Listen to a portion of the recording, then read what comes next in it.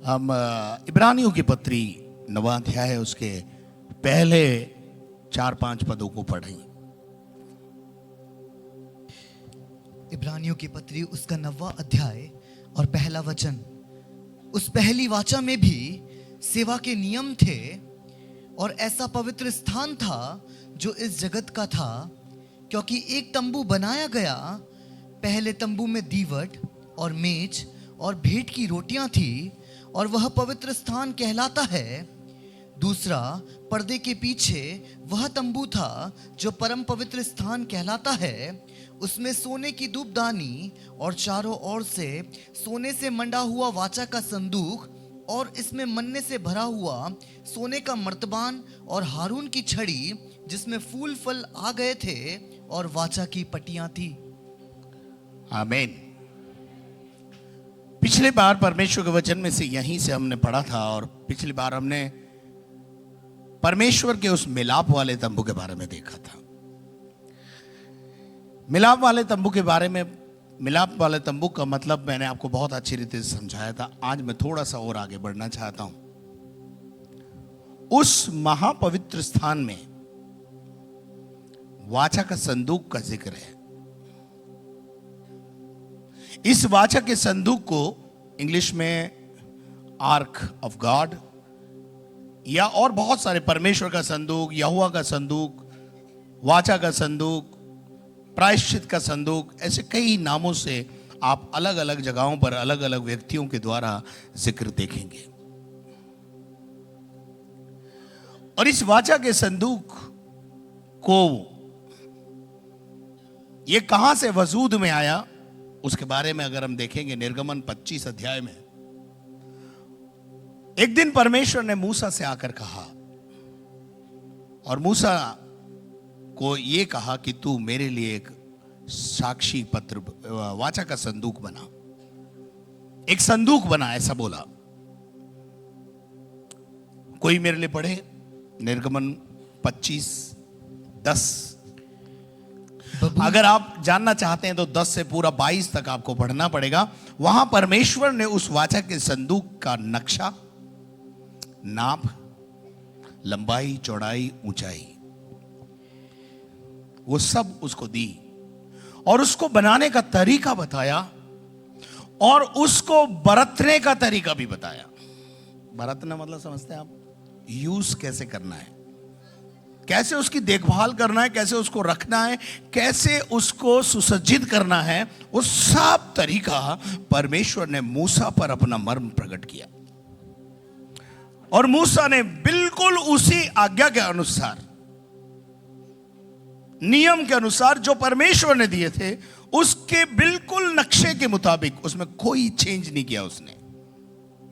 उसकी लंबाई, चौड़ाई, ऊंचाई, हाइट, यहां सोना, यहां चांदी, यहां पीतल, जो कुछ परमेश्वर ने उसे कहा वो वैसा का वैसा वाचा का संदूक परमेश्वर के दास ने बनाया। और वो वाचा का संदूक, मैं यहां पर इससे पहले कुछ, जब हम इजरायली जब मिस्र से निकले और मिस्र से कनान तक की जो यात्रा है, उस कनान तक की यात्रा के विषय में नेहमिया जो है अपने परमेश्वर के वचन में कहता है कि उन 40 सालों में तुम्हारी हर जरूरत को परमेश्वर ने पूरा किया। दिन को जब सूरज की गर्मी से इजरायली परेशान थे तो बादल, और रात को जब जंगली जानवर उन पर प्रहार करते थे तो अग्नि की ज्वाला। दिन में बादल का छाया बना, रात में अग्नि की ज्वाला बना। कौन है वो? जब प्यास लगी तो अपने आप को चट्टान के रूप में प्रस्तुत कर दिया। जब भूख लगी तो अपने आप को मन्ना बनाकर प्रस्तुत कर दिया। बाइबल बताती है 40 साल में कपड़े नहीं फटे, पांव में सूजन नहीं आई, जूते नहीं फटे। What a wonderful carrying.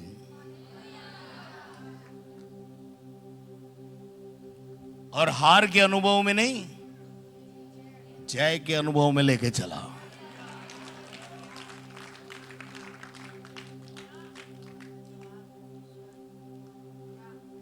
What a wonderful God we have, कि जब मूसा की मृत्यु हो गई तो एक सेकंड ओपिनियन इंतजाम भी उसने किया। हमें बिना अगुओं के छोड़ा नहीं, बोले मरो करके छोड़ा नहीं। बोल देता तुम जानो, तुम्हारा काम जाने, अब मैं नहीं जानता कुछ, मैं तो तुम्हें निकाल लाया, ऐसा नहीं कहा।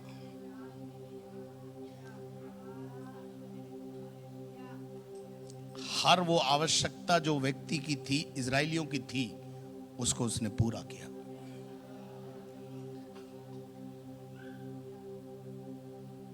अचानक प्रभु परमेश्वर ने उससे कहा एक संदूक बनाओ। अब आते हैं अपन संदूक पर, और वो संदूक की ताकत बताना चाहता हूं मैं। आज सुबह मैं आपको बताना चाहता हूं वो वाचा के संदूक की ताकत। और वो वाचा का संदूक और कोई नहीं है, सब वो अग्नि की ज्वाला, वो बादल का खंभा, वो चट्टान, और ये वाचा का संदूक और कोई नहीं है, वो जीसस क्राइस्ट है।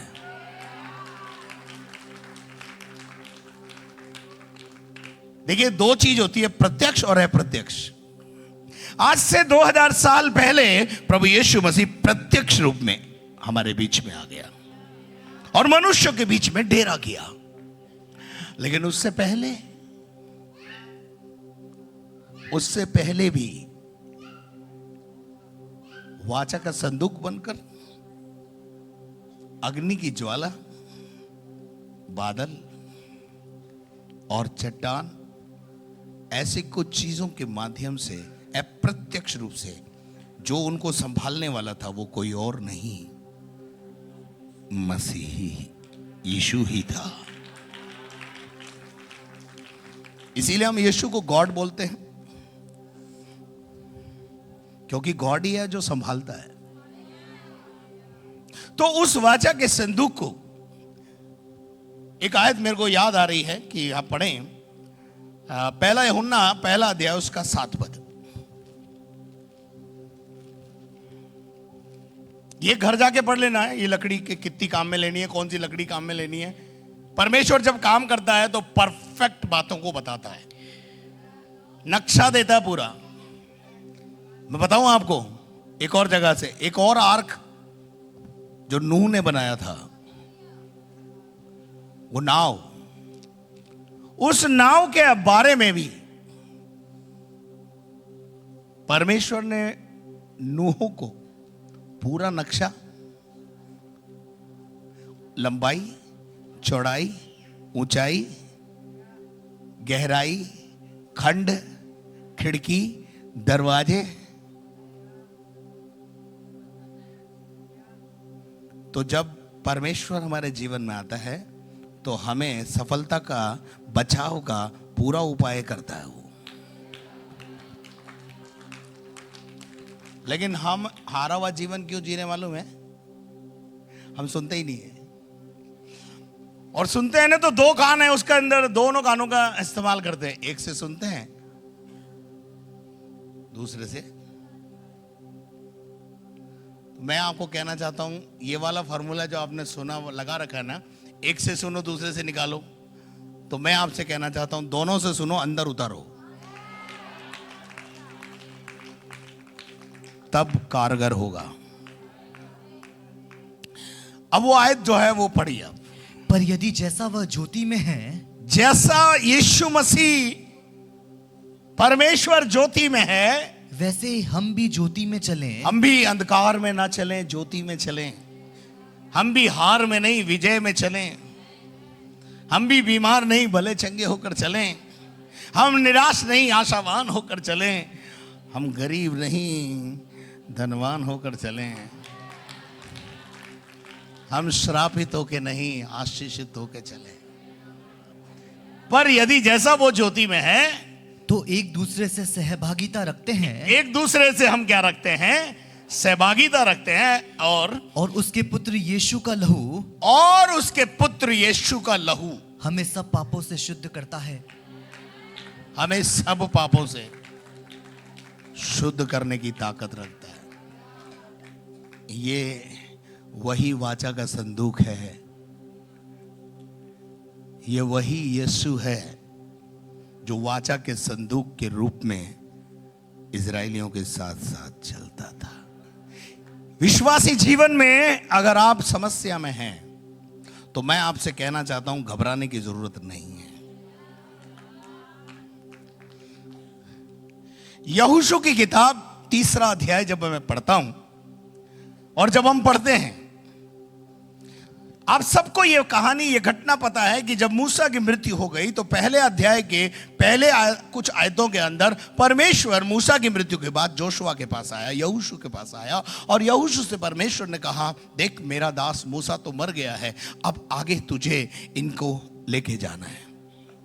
और वो आगे की अगुवाई करने लगा, लेकिन उसने एक बात बोली थी, जैसा तू मूसा के संग रहा वैसा अगर तू मेरे संग रहे तो मैं ये काम कर सकता हूं, अदरवाइज तेरी लीला तू संभाल। और लोगों ने भी क्या कहा?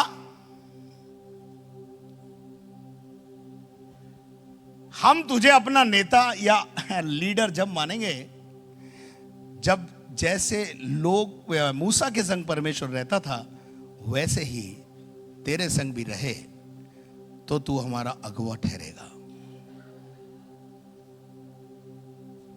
और 3 अध्याय में अगुवाई करते करते 3 अध्याय आ गया।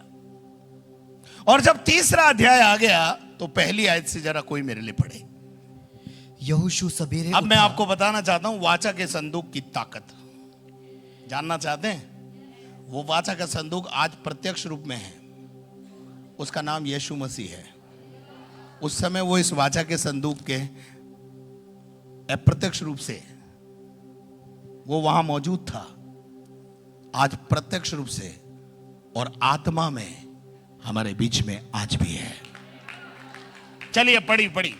यहोशू सवेरे उठा, हाँ, और सब इजरायलियों को साथ लिया, शितीम से कूच कर यरदन के किनारे आया। कहां आ गया? आगे बढ़ोगे तो समस्या सामने होगी। आगे यरदन तक यहोशू आ गया, पर अब यरदन क्या बन गई? बाइबल पढ़ने वालों को पता होना चाहिए, यरदन अब उनके लिए क्या है? समस्या है। They want to cross Jordan river, वो उस नदी को पार करना चाहते हैं, पर नदी के लिए लिखा है कड़ाके से फर के चल रही थी, उभर के चल रही थी, उमड़ के चल रही थी। ऐसा जब समस्याएं उमड़ के चले, समस्या के छींटे नहीं, समस्या जब उमड़ के आए, तब भी मैं आपसे कहना चाहता हूं,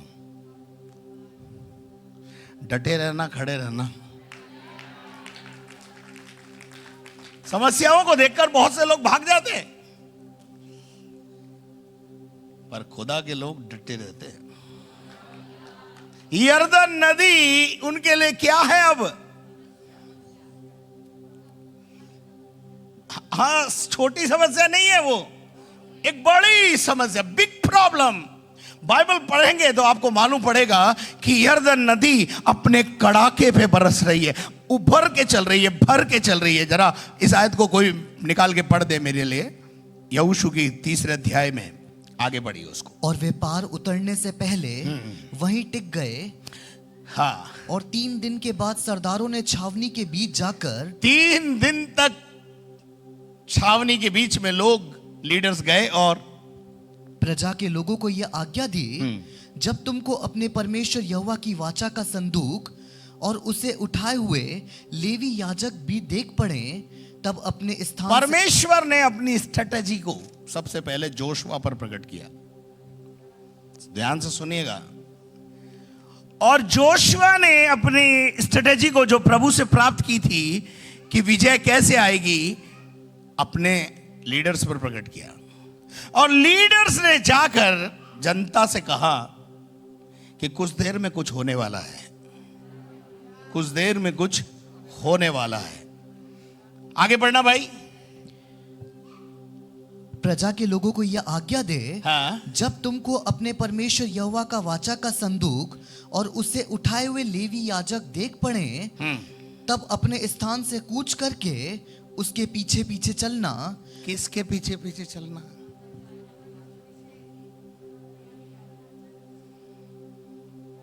वाचा का संदूक उठाए हुए कौन है? 12 गोत्र के 12 याजक।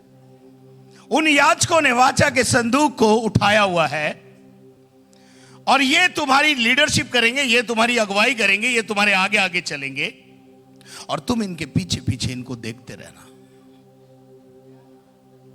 और जब तक आप ऐसा करते रहोगे, सक्सेस आपके पास आती रहेगी।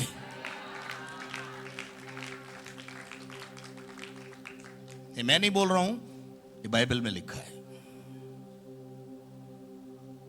अपने अगुओं की मानो तो कृतार्थ हो जाओगे, क्योंकि अगवे खुदा से बात के फिर आपसे बात करते हैं। उसके बाद क्या हुआ ब्रदर? पढ़ो बेटा। परंतु उसके और तुम्हारे बीच में थोड़ी दूरी, 2000 हाथ के लगभग अंतर रहे। दूरी बना के रखना है थोड़ा सा। तुम संदूक के निकट न जाना। संदूक के निकट मत जाना। वो क्यों नहीं जाना है वो भी मैं आपको बाद में बताऊंगा, लेकिन आज केवल इतना समझ लो, उसकी सामर्थ को बताना चाहता हूं। क्यों परमेश्वर आम जनता को वेदी पे आने से मना करता है? क्यों परमेश्वर ने मूसा से जब कहा तू पर्वत पर आ, लेकिन ध्यान रख कोई भी व्यक्ति पर्वत को छूने ना पाए? क्यों? डिस्टेंस रखने के लिए बोला। पवित्रता, होलीनेस। अगर आप जोशुआ हैं तो पहाड़ तक जा सकते हैं, लेकिन अगर आप जोशुआ नहीं हैं तो एक सीमा है आपकी, एक समय, एक लिमिट है आपकी। ये वेदी जो है ना, ये वेदी, ये पवित्र वेदी है। इस पर आने से पहले 10 बार सोच लिया करो। ये मजाक नहीं है, ये पवित्र वेदी है। और जो यहां से गलत काम करेगा या गलत इस्तेमाल करेगा या गलत तरीके से चढ़ेगा इस पर, अनाज्ञाकारिता करके इस पर चढ़ेगा, एक दिन उसको इतना गजब का परिणाम भुगतना पड़ेगा, वो वही जानता है। लीडरशिप सबको अच्छी लगती है, इस क्वायर में शामिल होना सबको अच्छा लगता है, लेकिन मैं बोलना चाहता हूं, क्या आप सचमुच में पवित्र हैं? आज्ञाकारिता में हैं? सारे नियम विधि विधान पालन कर रहे हैं? अगर नहीं कर रहे हो तो मैं कह रहा हूं क्वायर छोड़ो, लीडरशिप छोड़ो, क्योंकि हम आपसे प्यार करते हैं।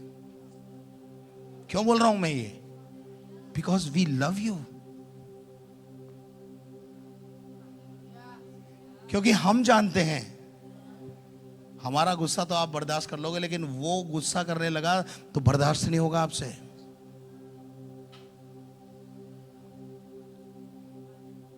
और बाइबल में लिखा है, मेरी पवित्र वस्तुओं की रक्षा करना याजकों का काम है, कि कोई अशुद्ध व्यक्ति आकर उसमें हाथ डालकर उसका उपभोग ना कर ले, नहीं तो मर जाएगा, ऐसा लिखा है।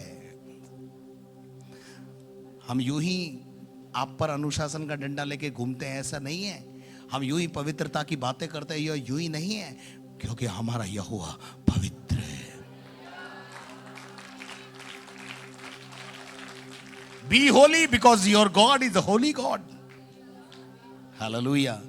अंतर रखना, और उसके बाद ताकि तुम देख सको कि किस मार्ग से तुमको चलना है, कौन सा रास्ते से होकर तुम्हें जाना है। वो रास्ता तुमको वो अगवे बताएंगे जो वाचा का संदूक उठाए हुए होंगे।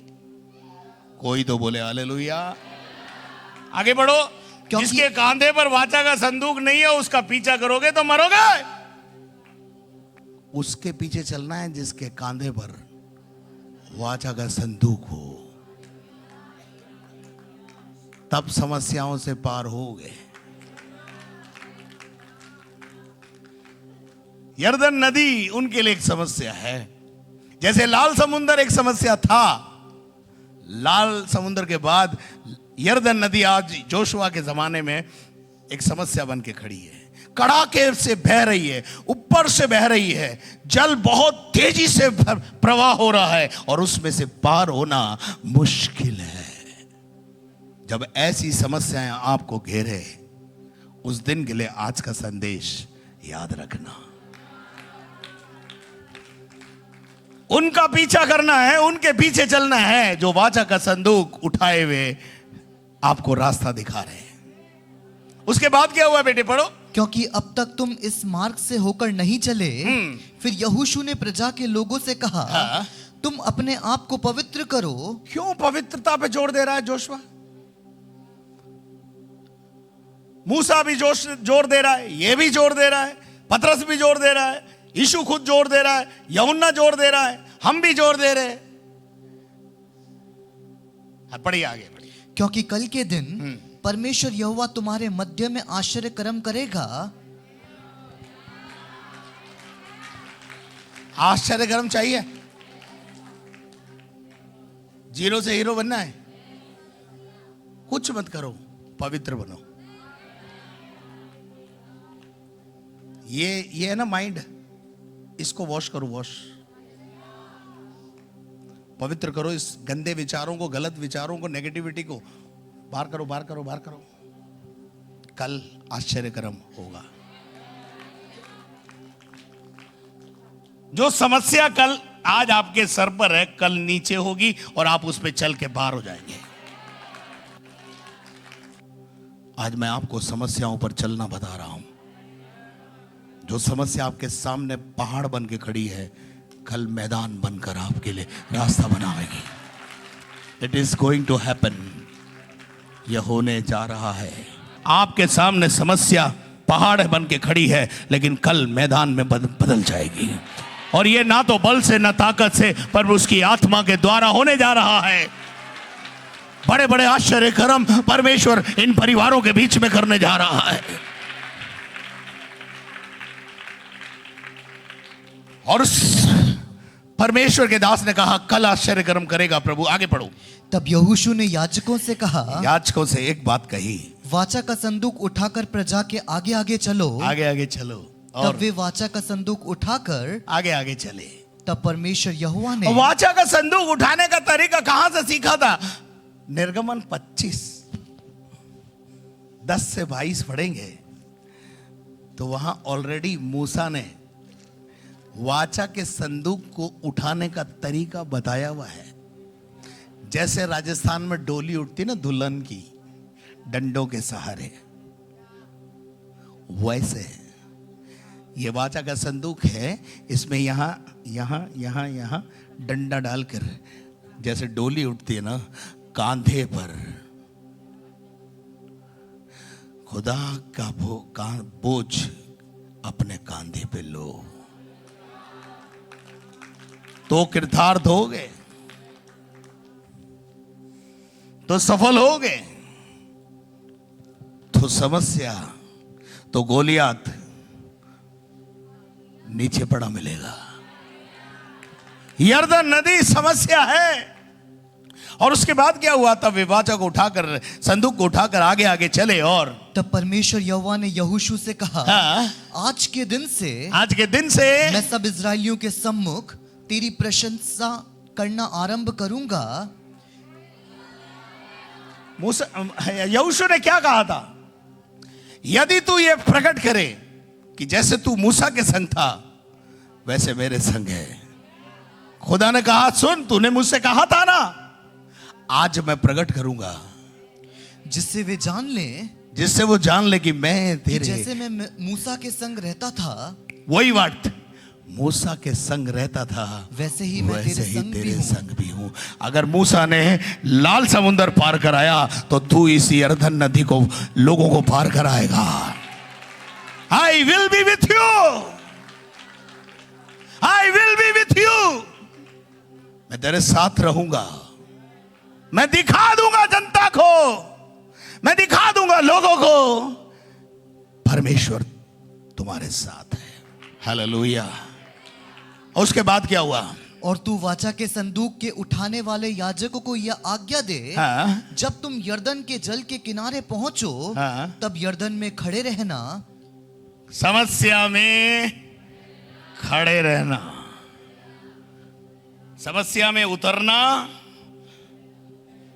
और उसके बीच में खड़े रहना। लेकिन अकेले नहीं रह सकते हो। जब कांधे पर वाचा का संदूक होगा, बाइबल बताती है, इन आगे पढ़ देना जरा, पढ़ दो जल्दी से पढ़ दो। तब यहोशू ने इजरायलियों से कहा, हाँ। पास आकर अपने परमेश्वर यहोवा के वचन सुनो। क्या सुनो? आगे बढ़ो। और यहोशू कहने लगा, हाँ। इससे तुम जान लोगे हाँ। कि जीवित ईश्वर तुम्हारे मध्य में है।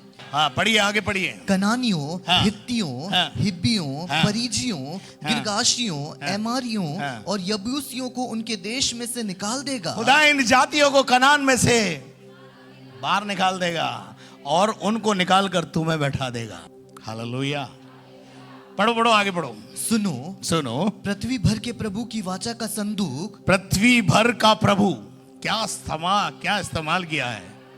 पृथ्वी भर का, भारत का नहीं बोला, अमेरिका का नहीं बोला, एक देश, एक राज्य, एक स्टेट का नहीं बोला, पृथ्वी का प्रभु, मानव जातियों का प्रभु। आगे, तुम्हारे आगे आगे यर्दन जाने पर है, इसलिए अब इज़राइल के गोत्रों में से 12 पुरुष चुन लो, और वे एक एक गोत्र में से एक पुरुष हो।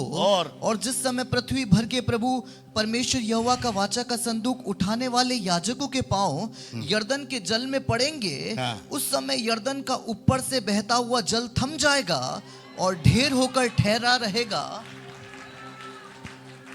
यह है वाचा के संदूक की सामर्थ्य। समस्या थम जाएगी, उसको रुकना पड़ेगा, क्योंकि परमेश्वर के लोग जाएंगे। कितने लोग विश्वास करते हैं इस बात पे? ये वाचा का संदूक यीशु मसीह उस समय अप्रत्यक्ष में था, आज प्रत्यक्ष में है। उस समय आर्टिकल में था, इस समय आत्मा में है। सामर्थ्य में कोई कमी नहीं है, सामर्थ्य में कोई कमी नहीं है। कमी होगी क्या सामर्थ्य में? यीशु का लहू सब पापों से धोकर शुद्ध रख करने की ताकत रखता है, सारी बीमारियों पर जय देता है, सारी समस्याओं पर जय हमारी है। कितने लोग विश्वास करते हैं? आमेन, हालेलुया। यह है वाचा के संदूक की सामर्थ। अब जो शब्द बोल रहा हूं वो सुनना। यदि उस वाचा के संदूक को सही रीति से उठाया जाए तो वो हमारे लिए, हमारे परिवार के लिए, हमारे बिजनेस के लिए सार्थक और आशीष का कारण बनेगा। और अगर गलत रीति से उठाया तो मौत का कारण भी हो सकता है। यह मैं बाद में बताऊंगा, ये मैं आज नहीं बता सकता, क्योंकि आज मैं परमेश्वर के वाचा के संदूक की सामर्थ बता रहा हूं आपको। और यहां पर देखते हैं हम कि वो वाचा के संदूक को जब उसने उसमें उतार दिया। अब जरा 4:15 पढ़ दीजिए, जरा जल्दी से अपन बाहर आएंगे। तब परमेश्वर यहोवा ने यहोशू से कहा, हाँ। साक्षी का संदूक उठाने वाले याजकों को आज्ञा दे, हाँ। कि यर्दन में से निकल आए। कब तक खड़े रहे वो? कब तक खड़े रहे वो वाचा के संदूक को लिए? जब तक आखिरी मैन, आखिरी इंसान, आखिरी जानवर यर्दन पार नहीं हुआ। और जब तक वाचा का संदूक लिए हुए खड़े थे, यर्दन नदी उल्टी बह रही थी। पहाड़ों ने, पहाड़ियों ने और वृक्षों ने बड़े बड़े पूछा, अरे यर्दन आंटी आपको क्या हो गया? आप तो रोज इधर से उधर जाती हो, आज उल्टा क्यों जा रही हो?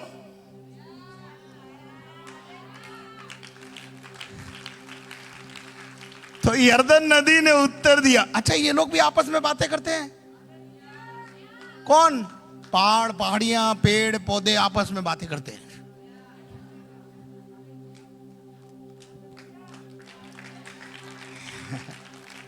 अच्छा आप बोलोगे ये कहां लिखा है? भजन 114 पढ़ लो, पढ़ देना जरा यार। भजन 114 में लिखा हुआ है ये, हे समुद्र, हे समुद्र तुझे क्या हुआ? तुझे क्या हुआ? लाल समुद्र को भी बोला था, क्या हो गया कि तू भागा, कि तू भाग रहा है? हे यर्दन, हे यर्दन तुझे क्या हुआ? तुझे क्या हुआ कि तू उल्टी बही? कौन पूछ रहा है ये? पहाड़, पहाड़ियां, बड़े बड़े वृक्ष, इंसान नहीं पूछ रहा है। प्रकृति के अंदर भी बातचीत होती है। तो यर्दन का उत्तर क्या है मालूम है? पढ़ना भैया, यर्दन का उत्तर क्या है?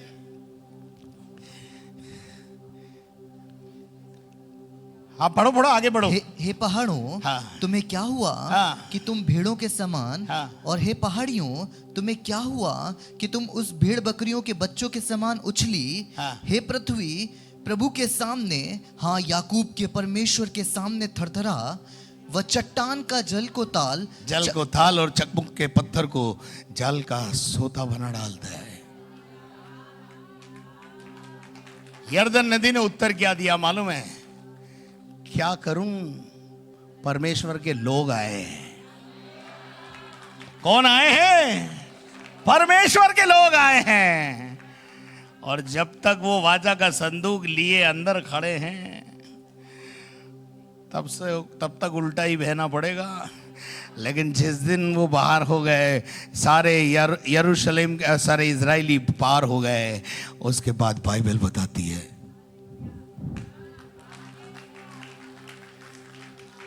ये वाचा के संदूक की ताकत है, ये यीशु मसीह की ताकत है। इसलिए जल डुबो नहीं पाएगा,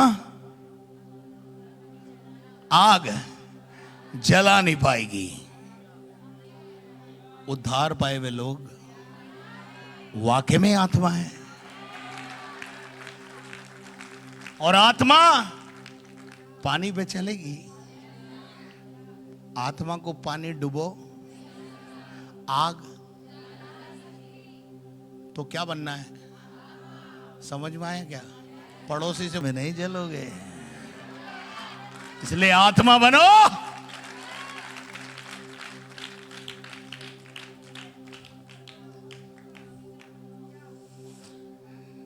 पवित्र लोगों को वो छू भी नहीं पाएगी, आत्मा को वो छू भी नहीं पाएगी। आत्मा में खाओ, आत्मा में पियो। अरे शरीर के लिए मत जियो, आत्मा के लिए जियो। असल पर मन लगाओ। ये तो शरीर तो नाशवान है, ये तो एक दिन जल जाएगा। लोग जला देंगे इसको ले जाकर, जलाएं, गाड़े, कुछ भी करें, इसे क्या मतलब है? हम आत्मा की चिंता करें। द पावर ऑफ आर्क, वाचा के संदूक की ताकत। समझे कि नहीं समझे? जब वाचा का संदूक हमारे कांधों पर होता है तो वाचा का संदूक हमें जय के उत्सव में लेके चलता है। हालेलुया। मैं यहां पर एक आयत पढ़ के अपने कथन को विराम दूंगा आज के। पहला इतिहास 13 अध्याय, पहला इतिहास 13 अध्याय 1 पद से 4 पद तक पढ़ेंगे। अब ध्यान से सुनना यहां पर। पहला इतिहास उसका 13। जो वाचा के संदूक का आदर नहीं करेगा, जो वाचा के संदूक को तरीके से नहीं उठाएगा, या वाचा के संदूक को नेग्लेक्ट करेगा, रिजेक्ट करेगा, उसका अनुभव बता रहा हूं। आप जानना चाहते हैं? आप बाइबल तो बहुत पढ़ते हैं, लेकिन भाई साहब गुरु के बिना ज्ञान नहीं है। पढ़ा होगा आपने कई बार, लेकिन समझेंगे आज। Don't take it easy. वो वाचा के संदूक को नेगलेक्ट करते थे, इसीलिए हार में चलते थे। जो वाचा के संदूक की सुनते थे, उसको कांधे पे रखते थे, वो जय के उत्सव में चलते हैं। पढ़िएगा, पढ़िएगा। दाऊद ने शस्त्रपतियों, शतपतियों और सब प्रधानों से सलाह ली। सब प्रधानों को बुलाया और उनसे सलाह ली। तब दाऊद ने इज़राइल की सारी मंडली से कहा, सारी मंडली को बुलाकर उससे कहा, देखिए एक राजा होने के नाते, एक लीडर होने के नाते हमारा फर्ज और कर्तव्य क्या है, और ये दाऊद पूरा कर रहा है। कोई तो बोले हालेलुया। दाऊद के लिए बोलो हालेलुया। दाऊद ने अपने मंत्रियों को, अंतरियों को, संतरियों को, अपनी प्रजा को, सबको बुलाकर कहा, यदि बात किया उससे। जो मैं बोलने जा रहा हूं ना, अब उसको ध्यान से सुनना है। आप एक परिवार में हैं तो आपका भी फर्ज और कर्तव्य दाऊद के समान है कि आप अपने बच्चों को बुलाकर, अपनी पत्नी को बुलाकर, अपने घर में अपने माँ बाप को बुलाकर बैठकर बातचीत करें। क्या है बातचीत का विषय? पढ़िए। यदि ये तुमको अच्छा लगे, यदि तुमको ये एडवाइस, ये सलाह जो मैं तुम्हें देने जा रहा हूं आत्मा में, तुम्हें अच्छी लगे और तो मुझे बताना। और क्या बोला रे? और हमारे परमेश्वर की इच्छा हो, और यदि खुदावंद की इच्छा भी हो, तो इज़राइल के सब देशों में हाँ, जो हमारे भाई रह गए हैं, हाँ, और उनके साथ जो याजक और लेवी अपने अपने हाँ, चराई वाले नगरों में रहते हैं, हाँ, बहुत सारे इजरायली अभी तक वहां पहुंचे नहीं थे, और उनके पास भी यह कहला भेजें, उनके पास भी ये संदेश भेजा जाए कि हमारे पास इकट्ठे हो जाओ, हमारे साथ आ जाओ, हमारे साथ आ जाओ, आओ हम मिलकर कुछ करें। परिवार को बोल रहा हूं मैं, परिवार को इकट्ठा करके उनसे बात करो। परिवार का जो सदस्य इधर उधर बिखरा पड़ा है उसको भी बुला लो और उससे बात करो। आगे विषय क्या? विषय देखो, पढ़ो बेटे। और हम अपने परमेश्वर के संदूक को अपने यहां ले आए। बस विषय क्या है? बातचीत किस पर करनी है? हम खुदा के लिए क्या करें? आपकी बातचीत का विषय क्या होना चाहिए? What we can do for the Lord। ये थॉट किसके पास है? दाऊद के पास है। दाऊद आज तक कभी हारा? बाइबल में मैंने पढ़ा है कि दाऊद ने जिस जगह पर हाथ लगाया, खुदा ने उसको उस जगह पर उस युद्ध में विजय दी। दाऊद कभी हारा? कोई युद्ध हारा दाऊद? कोई हारा? आप क्यों हारते हो? आप कभी सोचते ही नहीं हो हम खुदा के लिए क्या करें। दाऊद तो जंगल में पड़ा हुआ था, उसे खुदा ने उठा के राजा बना दिया। उसके बाद से उसके दिमाग में एक ही बात घूम रही है, मेरे को खुदा के लिए क्या करना है। दाऊद ने अपने मंत्रियों को, अपनी प्रजा को, अपने सलाहकारों को, अपने लोगों को जो इधर उधर थे उनको भी बुलाकर बोला, आओ हम खुदा के लिए कुछ करें। और लिखा है हम अपने परमेश्वर के वाचा के संदूक को अपने यहां ले आए। कहां पड़ा था ये? पलिश्तियों के यहां। इससे पहले कौन राजा था? अब थोड़ा शाऊल के बारे में देखें, पढ़ो। क्योंकि शाऊल के दिनों में हम उसके समीप नहीं जाते थे। प्रॉब्लम क्या थी? इस सेंटेंस से आपको कुछ समझ में आ रहा है? क्योंकि शाऊल भी राजा था, शाऊल को भी राजा खुदा ने बनाया था, but he never thought about वाचा का संदूक। उसने कभी खुदा के उस वाचा के संदूक के बारे में सोचा नहीं। इंग्लिश में लिखा है ही रिजेक्ट, ही नेग्लेक्ट करना होता था कुछ और, करता था कुछ और। याजक की सुनता था, याजक की मानता नहीं था। वो मोटी मोटी गाय और बैल और भेड़ और बकरियां, क्या कहा था खुदा ने? एक भी नहीं रहना चाहिए। और ये कोमलता करके, और जब इससे पूछा क्यों लाया रे इसको, है वो मैंने थोड़ी करा, वो प्रजा। अच्छा, प्रजा बड़ी कि राजा बड़ा? प्रजा बड़ी कि राजा बड़ा? क्या राजा प्रजा को नहीं समझा सकता था? शाऊल के समय में क्या लिखा है? कोई लोग वाचा के संदूक के समीप नहीं जाते थे। क्या शाऊल को परमेश्वर ने राजा नहीं बनाया था? क्या शाऊल की ड्यूटी नहीं थी कि वो प्रजा को उत्साहित करे कि आओ हम वाचा के संदूक को उठा के लाएं? आज मैं आपको समझाना चाहता हूं शाऊल क्यों हारा।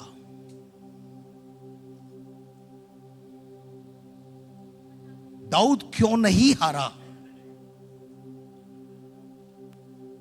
दाऊद क्यों नहीं हारा और शाऊल हमेशा पराजय के अनुभव में चला? अपने परिवार को बैठा कर बात करो। आओ बेटा, अपन बैठते हैं, बात करते हैं उस वाचा के संदूक के बारे में, सेवा के बारे में। बोझ कांधे पे लो, कांधे पे, कांधे पर बोझ लो। किसका? वाचा का संदूक। वाचा का संदूक ऐसे नहीं उठाया जाता, गले में लटकाया नहीं जाता, कांधे पे लेके चलना पड़ता है। सेवा कांधे पर है। और जो मैंने दो राजाओं के बारे में आपको बताया, दाऊद, शाऊल। शाऊल लंबा नहीं खेल पाया, खेला? दाऊद आज तक खेल रहा है। उसकी पीढ़ी आज भी राज्य कर रही है। मैं भाइयों से, बहनों से, बच्चों से, जवानों से सबसे पूछना चाहता हूं, कामयाबी चाहिए? वाचा के संदूक को कांधे पे उठा लो। उसके लिए अपने आप को पवित्र बनाओ। शाऊल ने रिजेक्ट किया। इंग्लिश पढ़ो आप, इंग्लिश में लिखा हुआ है, नेग्लेक्ट शब्द इस्तेमाल किया। नेग्लेक्ट, किसी चीज को नेग्लेक्ट करना, आराधनाओं को नेग्लेक्ट करना, सेमिनार और कॉन्फ्रेंसेस को नेग्लेक्ट करना। जब आपको बुलाया जाए तो आप नेग्लेक्ट करते हैं। शाऊल ने क्या किया? नेग्लेक्ट। दाऊद ने क्या किया? सुधी ली, ना केवल खुद ली पर पूरी प्रजा को उसकी ओर झोंक दिया। आपके परिवार को खुदा की सेवा में झोंक दो। मैं नौकरियां छोड़ने को नहीं बोल रहा हूं, मैं बिजनेस छोड़ने को नहीं बोल रहा हूं, लेकिन बाकी का समय तो दे दो। इफ यू वांट सक्सेस, पढ़ो इस अध्याय को। 3 आयतों में मसाला है। 3 आयतों में क्या है? मसाला है।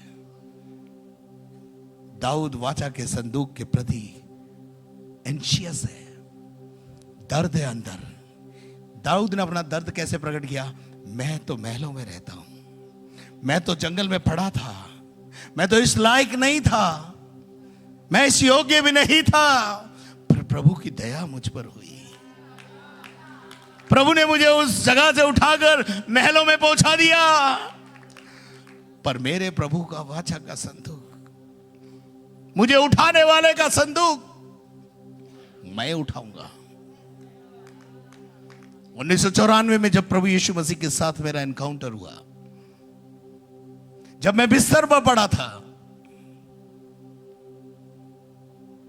मैंने प्रभु से कहा, प्रभु यदि आप मुझे उठाएं तो मैं आपके लिए खड़ा रहूंगा। आप मुझे खड़ा करो, मैं खड़ा रहूंगा। और ना केवल मैं, लेकिन मेरा परिवार भी खड़ा रहेगा। और उस दिन से लेकर आज के दिन तक 30 साल का सफर हो गया है। मैं और मेरा परिवार सेवा में खड़ा है, पूरा डेविड फैमिली खड़ा है।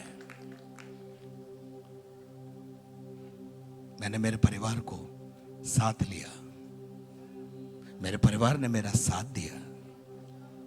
अपील कौन करेगा? अपील तो मुखिया करेगा ना। अब मुखिया ही नेगलेक्ट कर रहा है। कौन है मैं मुखिया? शाऊल। इजराइल की प्रजा का मुखिया कौन है? कौन सिखाएगा? कौन सिखाएगा? दाऊद ने तो सिखाया, पर शाऊल ने। लिखा है शाऊल के जमाने में कोई वाचा के संदूक के बारे में बात ही नहीं करता था। वाचा का संदूक समस्याओं में आपको पार लगाने के लिए काफी है। यर्दन नदी जैसी समस्या, वाचा के संदूक को 12 लोग लेके खड़े रहे, पूरे लाखों इजरायली पार हो गए। कितने लोग मेरी बात को समझ रहे हैं? यदि प्रभु ने मौका दिया, उस वाचा के संदूक को और अच्छी रीति से, गहराई से हम समझेंगे।